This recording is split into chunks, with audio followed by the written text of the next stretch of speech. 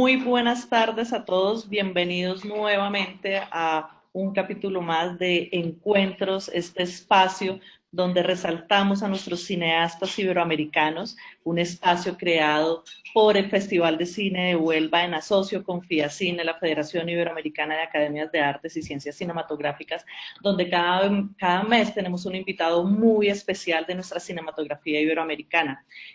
Antes de dar paso a nuestro país invitado el día de hoy, que es Colombia, y que tengo la fortuna de poder hacer esta entrevista, esta moderación, quisiera darle la palabra a Manuel Martín del Festival de Cine de Huelva para que nos cuente un poco del festival y cómo está avanzando todo. Manuel, bienvenido nuevamente y sé que vamos a disfrutar esta charla del día de hoy con nuestro invitado. Hola, Mafer. Pues nada, buenas tardes. La verdad que nosotros estamos encantados de estar aquí otro día más y sobre todo de contar con un invitado de lujo cuya película estuvo también en el Festival de Huelva. No me voy a adelantar para que tú puedas presentar muy bien a Víctor Gaviria. Para nosotros es un honor contar con él en esta serie de encuentros, que es verdad que tenemos muy buenos, ilustres invitados en estos encuentros.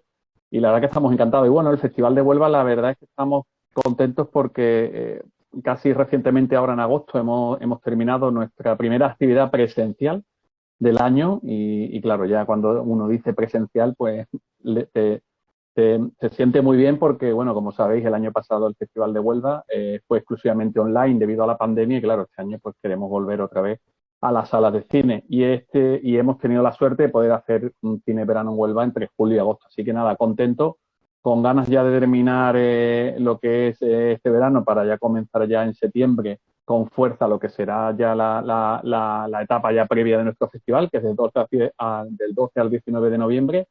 Y nada, bueno, con muchas ganas de ver cine en pantalla grande, que te voy a contar. Bueno, Manuel, muchas gracias. Pues también estamos todos con ganas de que ya llegue el festival en noviembre y que volvamos todos a las salas de cine. Y nada, vamos a darle paso a nuestro invitado el día de hoy, que es un gran cineasta colombiano que de verdad que cada vez que tengo el placer de hablar con él, de tener estos encuentros con él, Premio Macondo también a toda una vida, Premio Macondo de la Academia Colombiana de Arte y Ciencias Cinematográficas.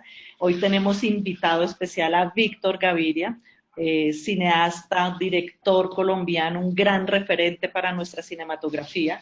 Víctor es, aparte de ser director, es un poeta, guionista colombiano nacido en Medellín. Víctor, bienvenido a Encuentros. Fernanda, muchas gracias, ¿no? Muchas gracias por tenerme en cuenta, digámoslo, aquí en estos encuentros para el Festival de Huelva. Gracias a Manuel por recibirnos acá en esta conversación. Y sí, para aprovechar y hablar de toda una carrera, pues, digámoslo, de pocas películas, porque yo he hecho muy pocas películas y creo que no solamente ha sido por dificultades de producción, sino también por dificultades, digámoslo, de estética. Cierto, María Fernanda, tú sabes que yo, pues, cuando hago mi primer largometraje, lo hago con actores naturales y lo hago como metido un poco en la escena social de la ciudad. Y cada que emprendo un nuevo largometraje es una aventura documental, social, es toda una aventura no solamente cinematográfica, sino también vital y sobre todo social, de inmersión en unas realidades sociales que trato de entender a través de la película y trato de como de comunicarle al espectador unos procesos, digámoslo, de realidad social que a veces no son fáciles de entrar y de convertirlos en relatos. Pues Víctor, mira, has hablado de que es una cinematografía de pocas películas, yo lo pasaría más bien a una cinematografía de grandes películas, que es lo que queremos resaltar el día de hoy, esas grandes películas que sin duda son referentes para el cine colombiano y para el cine iberoamericano y cine mundial. Pero quisiera devolverme un poquito en el tiempo y que nos contaras cómo fue ese paso de estar estos años en la poesía, desde el año 78 en la poesía, de ese Premio Nacional de Poesía con alguien en la ciudad también al Super 8, a esta etapa de cortometrajes que sin duda fue ese primer paso para lograr esta vida de largometrajes y de cinematografía que tenemos contigo. Sí, yo realmente empecé en una revista que pertenecía a la Universidad de Antioquia aquí en Medellín, o era hecha por unos poetas que eran profesores también de la universidad, que se llamaba Acuarimántima, que es el nombre de un poema de un poeta que nosotros amamos mucho en Medellín, en Antioquia, que se llama Porfirio Barba Jacob. Entonces, no, fue muy importante ese paso por la poesía. Yo todavía sigo escribiendo poesía, publico algunas veces. Y antes digámoslo, de interesarme por el cine, gané algunos concursos nacionales de poesía y sobre todo estuve con un grupo de poetas extraordinarios, que incluso algunos de ellos son conocidos en España, José Manuel Arango, y un poeta de barrio. Imagínate que estando yo en el consejo de redacción de la revista, de pronto llegó un poeta de barrio, de lo que aquí llamamos los barrios altos de la ciudad, las comunas, Elí Ramírez, con una poesía de una fuerza y eran unas especies de relatos poéticos en donde se mostraba, digámoslo, como la esencia, la idiosincrasia de ese habitante de barrio. Y nosotros, de alguna manera, pues en virtud al arte de esa gran poesía, entramos, digámoslo, en el alma de esos habitantes de barrio que habían padecido tantísimo, que habían venido expulsados por la violencia pues, de distintos municipios de Antioquia. Y eso para mí fue muy, tan importante. Cuando empecé a hacer cine, yo después de un momento en donde también el cine entró en Medellín y el cine como que sedujo a una primera generación de, no solo de cinéfilos que veían cine con atención, sino que dimos el paso a querer hacer algunas películas. En esa época el formato era Super 8. Entonces yo empecé un paso, ¿qué te digo? Un recorrido lento, haciendo cortos, haciendo mediometrajes, aprendiendo autodidactamente con un grupo de amigos, hasta que en el año 86 nos propusimos, o digamos, todo se dio, ya estábamos un poco preparados, ya teníamos algo de lenguaje, estábamos buscando el actor, no queríamos el actor de televisión, no queríamos el actor de teatro, entonces buscamos, como se ocurre mucho en las cinematografías iniciales de una región, buscamos al actor natural, el no actor, y yo no sé, ese camino de buscar al no actor me llevó a hacer un primer largometraje que se llamó Rodrigo de No Futuro, y ahí fue que realmente empezamos este trabajo, pero lo que te quería decir era que ese Rodrigo de No Futuro, que es con actores naturales de las comunas de Medellín, de eso viene de la poesía, increíblemente viene de ese primer poeta, de ese poeta que conocí allá en la revista Guarimántima, Elí Ramírez, y como te digo, pues yo cuando conocí los actores de Rodrigo de No Futuro, cuando empezamos, digámoslo, a ir a los barrios, a convidar a los muchachos que estaban metidos en esa época, en esa guerra del cartel de Medellín con el Estado colombiano, cuando yo conocí a esos muchachos que iban a ser los actores, yo ya los conocía por la poesía de Elí Ramírez. A mí la poesía, en ese sentido, la poesía ha sido también una forma, digámoslo, de expresar, digámoslo, unas experiencias que yo en el cine no las puedo expresar, porque tú ves, María Fernanda, que el cine mío es un cine muy social, muy documental, digámoslo, alimentado de las narrativas de los propios actores naturales que son con los que converso, y son películas de diálogo, son realmente, como se llama, películas dialógicas, en donde lo que es importante es ese diálogo sin pereza, persistente, de donde vamos encontrando, conociendo unos universos. A mí siempre me ha interesado más los universos que los argumentos. Los argumentos son, digámoslo, el resultado del recorrido por un universo donde tú vas conversando, recibiendo relatos, recibiendo episodios, todo lo que un universo te da. Sí, es que, perdona. No, no, sí, entonces sí, eh, digámoslo, esa poesía, esa forma de poesía que yo recibí con Elis Ramírez y que cuando estuve en la revista de Guarimántima, la sigo, digámoslo, experimentando en esos narradores que encuentro, narradores sociales que resultan después siendo los actores de la película. Pero en principio yo los conozco como personas con los que converso, como personas con los que recibo en el diálogo unas confesiones muy especiales, confesiones de vida, que van alimentando, digamos, lo que después resulta siendo el argumento del guión. Sí, es que en cada una de tus películas y con esta primera, Rodrigo se siente ese acervo literario, se siente ese acervo literario, cómo lo conviertes en ese neorrealismo, cómo desnudas a los personajes y en cada palabra se siente ese acervo literario. Eh, ya voy a citar algunas cosas, ya ni con droga ni con alcohol consigo ninguna satisfacción. No te desanimes, mátate. Estas son palabras de la banda sonora de Rodrigo de No Futuro, donde el punk es uno de los protagonistas también importantes, donde a través de esas palabras que nos da la música también sentimos esa poesía. ¿Cómo fue también toda esa selección de la música que se vuelve un gran protagonista de la película de Rodrigo de?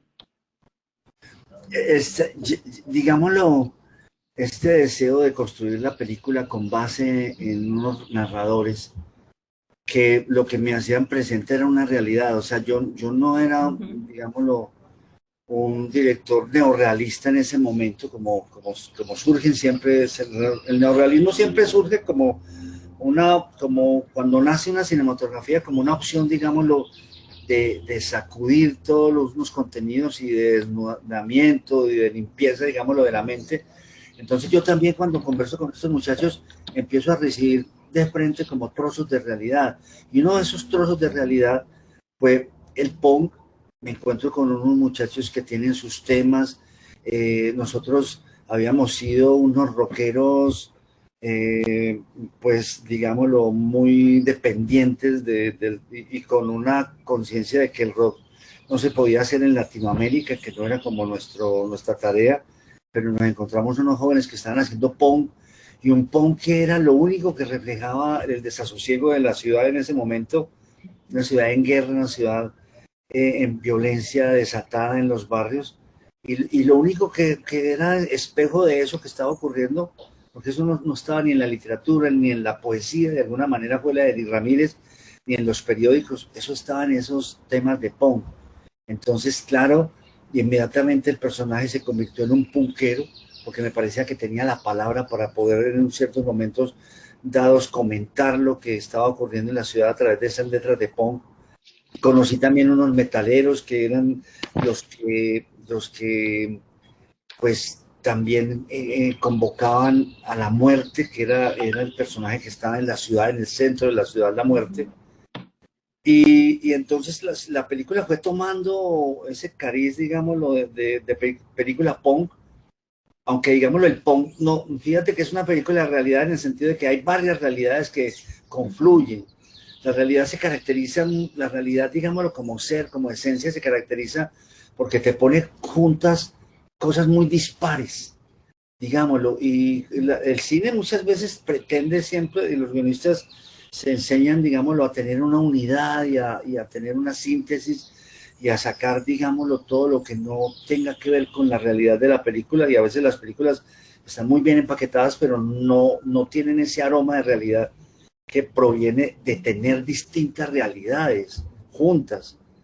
Eso no lo es, después, digámoslo, yo después estudiando y viendo el neorrealismo, pues tú te das cuenta que en Rossellini y todo eso, cómo confluyen realidades distintas en una misma película. Entonces, por eso ahí María Fernanda entró el punk y entró, digámoslo, un actor natural que después se convertiría en un actor de televisión y actor de cine importante, ahora director, que es Ramiro Meneses, que para la escena colombiana es una figura importante, un artista importante.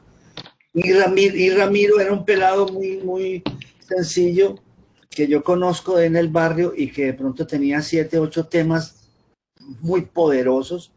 Entonces yo escojo a Ramiro como actor y inmediatamente Ramiro, como los actores naturales para mí son los que, digámoslo, no seleccionan su experiencia, sino que la meten en la película. Tienen como su vida a la espalda como un caracol y la meten en la película. Entonces Ramiro, claro, metió su grupo, sus temas. Y entonces ahí nace ese punk que después nosotros recogimos en los barrios, recogimos en el sentido de que grabamos en estudio con un poquito de más tecnología y y esa es la banda sonora de la película. Sí, y acabas de hablar de algo que es muy importante en tu cinematografía y es precisamente ese trabajo con los actores naturales, ¿no? Hablas en algún momento y en algunas entrevistas de cómo los actores naturales siempre llevan su vida a cuestas, ¿no? Hablamos de actor natural o actor documental. Si se puede llamar así, cómo es ese trabajo tuyo en tus diferentes películas, en tu obra, con los actores naturales, esta búsqueda de esos actores documentales? Pues mira, yo he tenido la experiencia especial, digámoslo, de ir en busca de esos narradores. Cuando encuentro a los actores, no es que esté buscando, digámoslo, gente que tenga un talento dramatúrgico de entrada, sino que yo busco primero gente que tenga, digámoslo, una capacidad para narrar su propia vida, y su propia vida es una vida que está contaminada de universo, de comunidad, de experiencias con los otros, ¿cierto? Es una vida llena de episodios. Entonces, cuando me encuentro a alguien que yo voy directamente, digámoslo, a ver quién tiene ese relato de un universo que estoy buscando en la película, y cuando encuentro a alguien que me narra su vida dentro de ese universo, entonces inmediatamente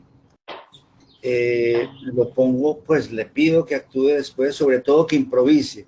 Para mí el actor natural primero es un narrador, alguien que está dentro de un universo y que tiene un talento natural de narrar su propia vida. Después hay un segundo momento en donde me parece a mí que ese narrador que tiene una vida enriquecida, rica en un universo, le queda muy fácil improvisar y entonces trabajo siempre en base a la improvisación, nunca de la memorización, ni el aprendizaje de texto, ni de nada, sino que la película en ese sentido es un poco suelta, es un poco, digámoslo, sin amarrar, porque los actores siempre te están como comunicando, ellos son como una especie de medium de esos universos, hacen como a través de la improvisación, te traen como momentos, palabras, episodios de ese universo a través de la improvisación. Entonces, siempre he trabajado, ese es el actor natural para mí. Yo incluso ni siquiera hay que prepararlo. No tengo esa, digámoslo, esa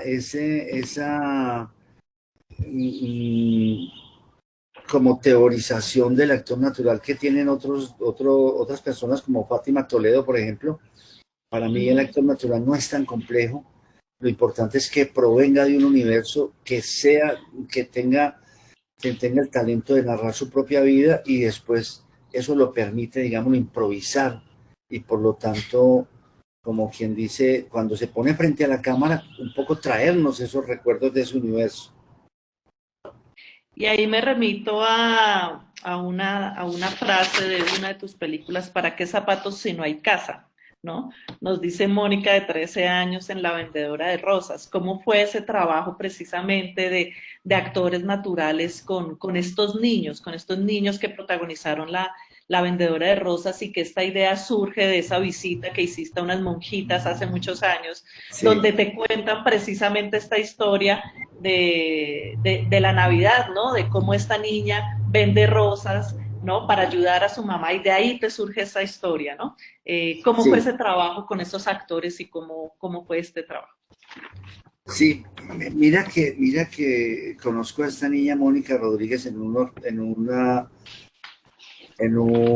lugar en donde unas madres hacen la labor maravillosa de un poquito de darle a estas niñas que no vienen de ninguna, vienen pues de unas familias con mamás que ejercen la prostitución y cuya pobreza es abrumadora. Entonces ellas un poco educan a estas niñas, ¿cierto? Entonces conozco a Mónica y Mónica me cuenta sus noches de Navidad y ahí es donde me surge la idea de hacer La vendedora de rosas. Y esa frase que tú dices que es un poco como el sentido profundo de La vendedora de rosas, que ¿para qué zapatos si no hay casa? Esa frase surge en un ensayo de un pelado de 10 años que de pronto lo pongo a improvisar y la otra actriz natural le pregunta qué hizo con unos zapatos que le regaló. De pronto el niño suelta esa frase que a nosotros nos condensa y nos sintetiza toda la película. ¿Para qué zapatos si no hay casa? Entonces, la experiencia de La vendedora fue también una experiencia vital muy importante para nosotros, de ciudad, de existencia, pues, de nuestra vida. Conocimos unos niños que salían a la calle, digámoslo, con toda ¿qué te digo yo? Dándole espalda, digámoslo, a sus familias casi inexistentes, tratando de hacer de la calle un hogar. Y entonces estuvimos acompañándonos a esos niños a mostrar un poco la imagen de esa Colombia que, que había permitido, digámoslo, como en muchas partes del mundo, había permitido, digámoslo, que conviviéramos con unos niños que siempre veíamos pasar por las calles y que habíamos aceptado su existencia sin entender que eran el producto de una enorme violación de los derechos de la familia, del niño. O sea que estábamos ante un relato que lo que mostraba era una ciudad, una sociedad totalmente indiferente, insensible. Y lo que hicimos al final fue un retrato de unos niños llenos de vida, llenos de problemas también, obviamente, pero unos niños que eran nuestra responsabilidad y que de alguna manera la película lo que muestra era que estábamos en un país de una enorme insensibilidad, que nos habíamos habituado a convivir con esos niños que estaban buscando terriblemente una vida en la calle. Y mira que de ahí pasamos a algo y es cómo también retratas a través de tus diferentes largometrajes, cómo la sociedad en Colombia y esta sociedad y esta violencia que ha caracterizado y que llevamos mucho aquí en Colombia, cómo llega sin importar a todos los estamentos de la sociedad, ¿no? Venimos de hablar de unos jóvenes, de Rodrigo, de unos chicos que ven que no tienen futuro, que no hay un lugar más allá. Venimos de esta búsqueda de amor de los niños que están en las calles y que como sociedad se vuelven invisibles para todos nosotros y pasamos a un sumas y restas donde empiezas a explorar que estos temas de violencia, esta llegada del narcotráfico toca a diferentes clases sociales y surge también de una idea, de una charla, de una situación de un amigo cercano tuyo, y de ahí nace esta idea de sumas y restas, pero la poesía que vemos nosotros ahí es cómo encuentras esa parte lírica, ¿no? Cómo encuentras esa parte lírica de sumas y restas en la cocina, en el laboratorio de cocaína, cuando llega el patrón. ¿Cómo fue el contar estas sumas y restas, que fue una vivencia cercana para ti por ser este amigo, a través de esta lírica? Pues sí, María Fernández, me gusta que tú hables de lírica en una película que se supone que es cine negro y que pues es el retrato de algo que con lo que hemos convivido y que nos partió la historia de Colombia, que fue el narcotráfico. Yo quería, digámoslo, pues hacer una película de realidad sobre el narcotráfico en Medellín a partir de lo que habíamos vivido nosotros en los años 80. Entonces yo recordaba que nosotros habíamos, digámoslo, empezado los años 80 conviviendo con una mafia que de pronto llegó a la ciudad y que fue recibida por todos los estamentos con una gran ingenuidad, ¿qué te digo? Una imposibilidad, digámoslo, de cuestionarlos moralmente incluso. Toda la sociedad se puso de alguna manera al servicio de esa mafia que llegó. Entonces yo quería como precisamente mostrar en sumas y restas que entramos a una cantidad de sumas, de promesas, de utopía social, de creer que el narcotráfico era de alguna manera, como venía, digámoslo, desde lo ilegal y desde el contrabando y demás, pues nos daba la impresión de que venía también de un territorio en donde había muchos reclamos y pensamos que era un movimiento posiblemente revolucionario que iba a revolucionar la sociedad para bien, y después nos encontramos que todo lo contrario, que habíamos caído en una trampa y que no podíamos esperar del narcotráfico nada bueno. Al contrario, todo lo que el narcotráfico ha producido en Colombia ha sido un movimiento de antirrevolución en todo sentido, en el campo, en la tierra, en los derechos humanos.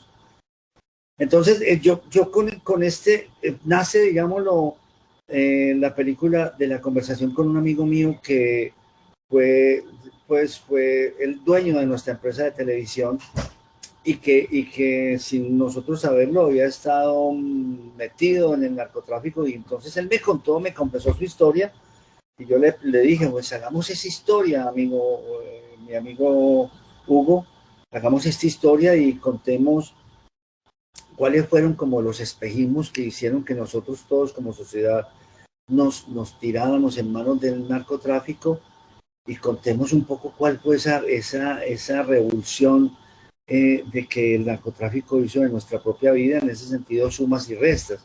Entonces, la primera parte de la película son un poco las utopías y las ingenuidades, y la segunda parte son esas certezas de que estábamos frente a una sociedad, a unos colectivos delincuenciales de los cuales no se podía esperar nada. Entonces, pero fíjate que son películas. Rodrigo de No Futuro es una película sobre la exclusión, sobre el no futuro, unos jóvenes que le dicen a la ciudad: nosotros estamos en esta locura, en esta vorágine de violencia porque no tenemos futuro. O sea, como quien dice la constancia de la exclusión, como quien dice, existe esa enorme exclusión con la que convivimos en Colombia.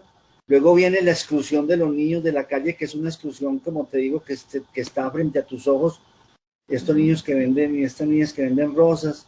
Y lo tercero era como quien dice una exclusión más consciente, que es la exclusión del narcotráfico. O sea, toda esa cantidad de gente, de personas que le apuestan a ser parte de estas sociedades ilegales, que son sociedades delincuenciales, que son estas empresas, entre comillas, del narcotráfico. Entonces, imagínate, ese es el alma de este país. Entonces, este es un país en donde, como quien dice, las élites y las clases, digamos, los gobernantes, han creado un país angosto donde existe la temporalidad como debe existir, un pasado con héroes y un futuro que es recorrido, digámoslo, por estas élites que están todo el tiempo pensando en conectarse con el mundo y estudiando y con el conocimiento y todo, pero paralelo hay otro país que está excluido, un país que no le ha tocado otra alternativa sino la delincuencia, la resistencia a través de la delincuencia y la exclusión a través de la droga, todo ese tipo de exclusiones. Digamos, este es un país realmente enloquecido, formal en un lado, inclusivo en un lado, y el otro lado que yo creo que es más que el 50% de exclusión y de informalidad, de delincuencia. Entonces, muchas cosas, María Fernanda, que nosotros estudiamos en la universidad tratando de entender la esencia de este país, se entiende es por esa historia que hace que el país transite al tiempo por esos dos caminos, en una convivencia total. Entonces, tú incluso cuando vas por la calle, tu día, digámoslo, en Colombia, no sé si en todo el mundo, pero en Colombia es muy claro que tu día es un día donde estás en lugares de inclusión, en lugares de formalización, en lugares donde hay futuro, pero cada rato en un semáforo, cada rato conversando con la gente que de pronto trabaja en el servicio de tu casa, o sea, todo el tiempo te estás encontrando con personas que pasan por ahí en una intemperie brutal y que te están contando los frutos de esa intemperie, que son accidentes, son desasosiegos, angustias, calamidades, pobrezas irresolubles. No sé si tú sabes que, pues lo hemos vivido los colombianos todo el tiempo, esos dos países, ¿no? Y sí, y cuando hablas de exclusión es la vida misma de lo que estamos viviendo en Colombia día a día y de los que vivimos muchos de nosotros, que desde que nacimos vivimos en un país con un conflicto interno que parece no acabar, ¿no? Y ahí me permito retomar esta palabra tuya de la exclusión y pasamos a la exclusión de la violencia de género. ¿No? Pasamos a la Sí, exclusión de esa violencia de género que se vive en todos los estamentos y que también muchas veces hacemos oídos sordos y pasamos a tus dos últimas películas, La mujer del animal, que nos habla precisamente de esa violencia de género. Tuve la oportunidad de verla con una presentación tuya en la ciudad de Cali y de verdad que quedamos helados y quedamos petrificados de ver este animal, de ver este personaje, de ver cómo convivimos con esta violencia de género y que también la excluimos y hacemos muchas veces vista, ojos ciegos, y que nos cuentes de tu última película, de esta que estás en preproducción en estos momentos, y cómo ha sido afectada también por esta pandemia, la historia de Bernardita. Entonces, cuéntanos de estas dos, estas dos últimas películas, la mujer es protagonista. Bueno, no, en La vendedora de sí. rosas también, perdón. La, la, la, la mujer del animal, una película dificilísima de hacer, Sí. una película que yo no sé por qué a mí me metí, digamos, en esa obsesión de hacerla. Conocí a una mujer más o menos de mi edad en ese momento que se llama Margarita Gómez y se presentó como la mujer del animal, porque esa persona que se supone que era su marido, entre comillas, se la había robado, la había raptado, digámoslo, cuando ella fue a vivir con una hermana en el barrio Popular, que es un barrio acá de la comuna nororiental, y un vecino al que le decían el animal, Aníbal Ramírez, el animal, la había raptado y había decidido, digámoslo, decidir su destino y su vida para que fuera que la madre de sus hijos. Entonces, cuando ella me cuenta esa historia, ella me dice, Víctor, yo lo más triste de todo es que nadie me ayudó y lo más triste de todo es que nadie me advirtió quién era este tipo. Y yo pues me acerqué a él en una fiestecita de la cual él me dio burundanga, que es la misma escopolamina, y me raptó. Y a partir de ahí él me amenazó, me violó, y no pude escapar de ese destino de siempre ser considerada la mujer del animal.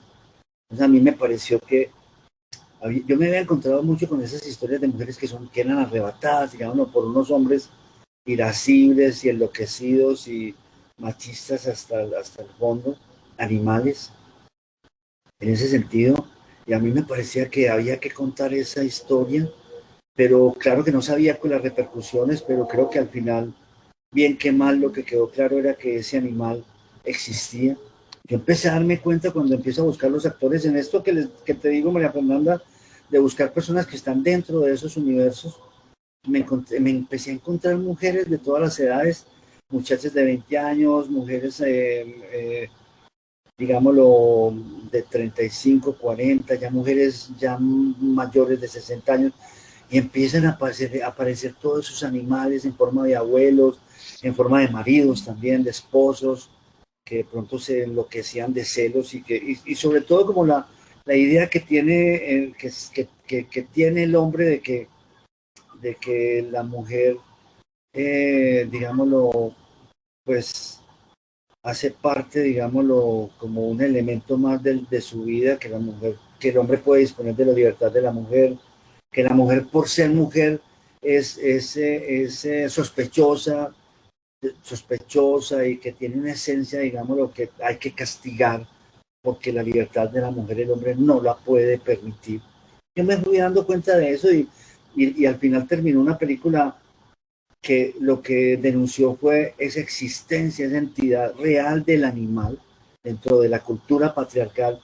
No es solamente una excepción ni una especie de degeneración del machismo y una exageración, sino que es la esencia profunda del machista, ese animal que pretende que la libertad de la mujer es su enemigo y que la mujer como tal es su enemigo y por lo tanto todo lo que se supone que es la violencia de género, que de la cual yo me di cuenta que había que deslindarse de eso. Y bueno, y la película me parece que, a pesar de lo dura que es y seguramente de los errores que tiene, errores de pronto, pues de muchos tipos, pero creo que la película lo que muestra es ese animal que está en todas las clases sociales que está por allí. Esta sería como la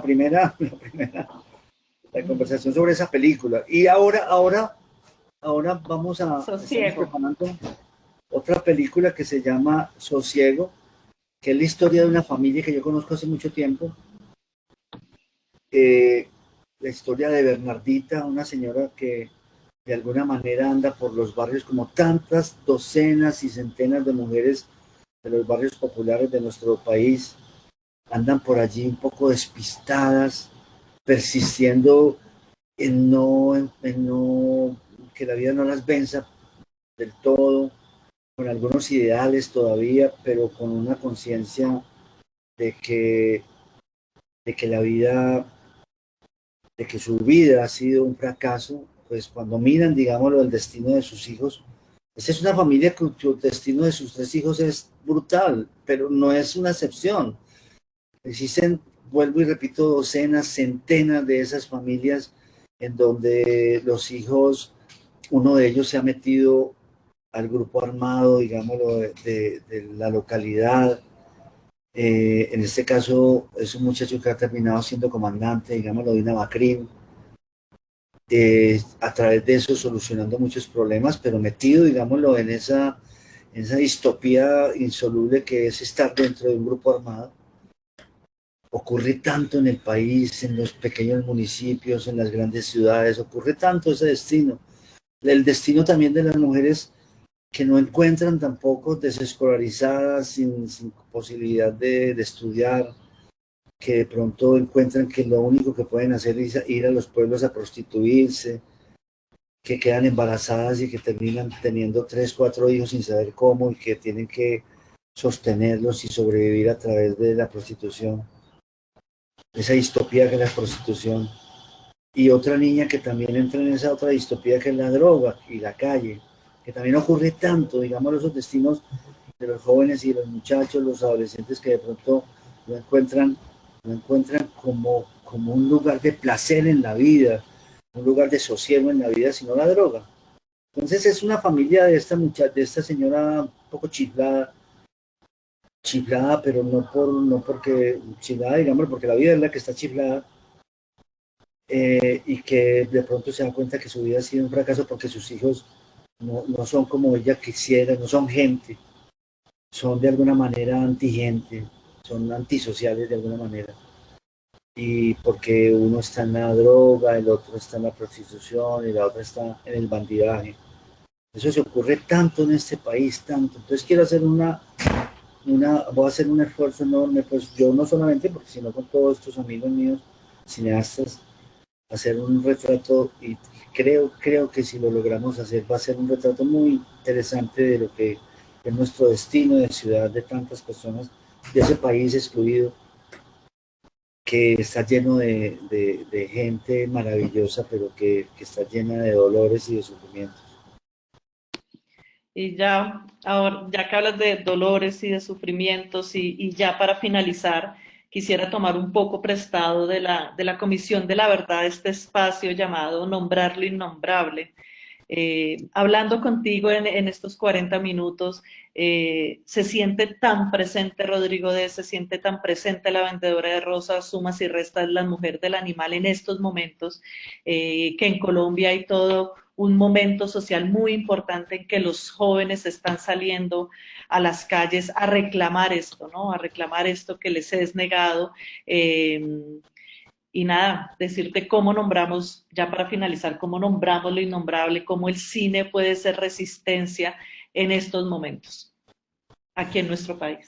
No, claro que sí.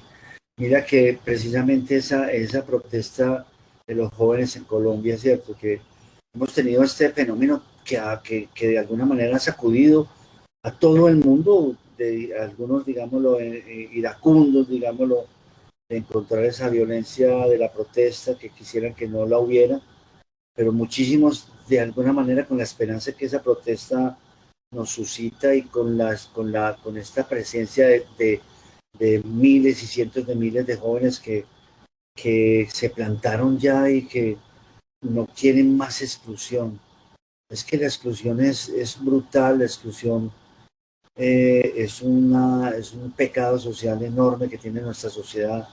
Y entonces todos estos jóvenes ya no son los mismos jóvenes de Rodrigo D, aunque Rodrigo D, obviamente estos jóvenes punqueros tenían una cultura, digámoslo, de resistencia, de rebeldía enorme. Y la otra resistencia era la de los pistolocos, también un poco más ingenuos y un poco más, ¿qué te digo?, más equivocados de alguna manera, pero también una resistencia desesperada. Pero ahora estos jóvenes, primero que todo, son los mismos jóvenes de Rodrigo D, son los mismos jóvenes, pero ahora uno encuentra que han accedido de refilón, digámoslo, a la cultura, del graffiti, de la música, del hip hop, del rap, incluso del reggaetón también. Eh, y son jóvenes que ya tienen algunos elementos y que esos elementos los han vuelto, digámoslo, eh, pues los ha hecho que estén en este momento arriesgando su integridad, su vida, porque ya no aguantan más esta postergación de las promesas que se les han hecho, de estudiar, del conocimiento, de la comunidad, de si han visto, digámoslo, sufrir tanto a sus papás, a sus parientes, a sus hermanos, y ahora se pararon y dijeron, no más, no más, o sea, no más exclusión, de aquí nos matan.